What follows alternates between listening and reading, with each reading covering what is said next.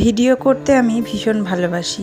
এই প্ল্যাটফর্মে সফল হই বা না হই, আমার মিলিয়ন ভিউ আসুক বা না আসুক, এই কাজটা আমি কখনোই ছাড়বো না, কারণ এটা আমি খুব ভালোবেসে যত্ন করে করি।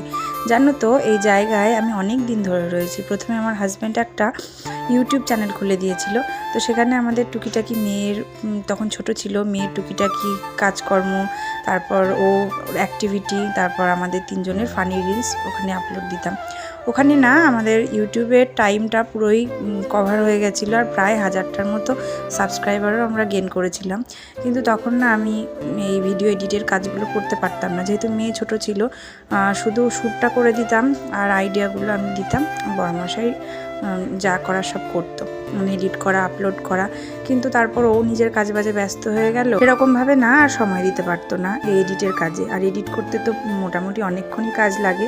আর আজকে না আমার চারিপাশে প্রচণ্ড আওয়াজ হচ্ছে, কারণ বাড়ির পাশে কাজ হচ্ছে ওই বিল্ডিংয়ের। তারপর এদিক ওদিক সব গান চলছে, সরস্বতী পুজো যেহেতু, একটু ম্যানেজ করে নিও, আশেপাশে হয়তো একটু আওয়াজ আসবে।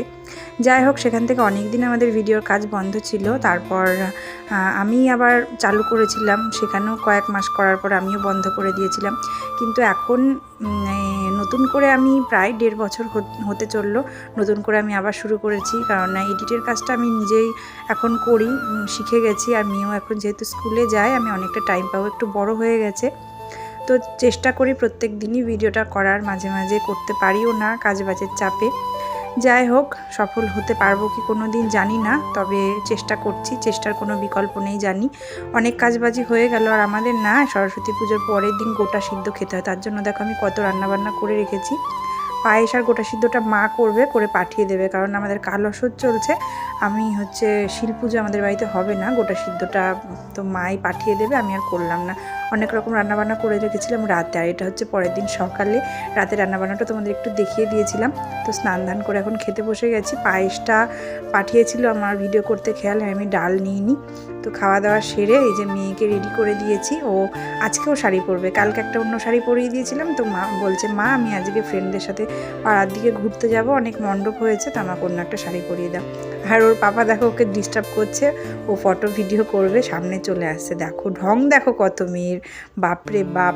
তারপর তো সাজগোজ করিয়ে দেওয়ার পর দেখো কেমন টুকটুক করে হেঁটে চলছে। কে বলবে বলো, 6 বছরের মেয়ে। তো চলে গেল, তারপর ওর বাবা ওর পিছন পিছন গেল।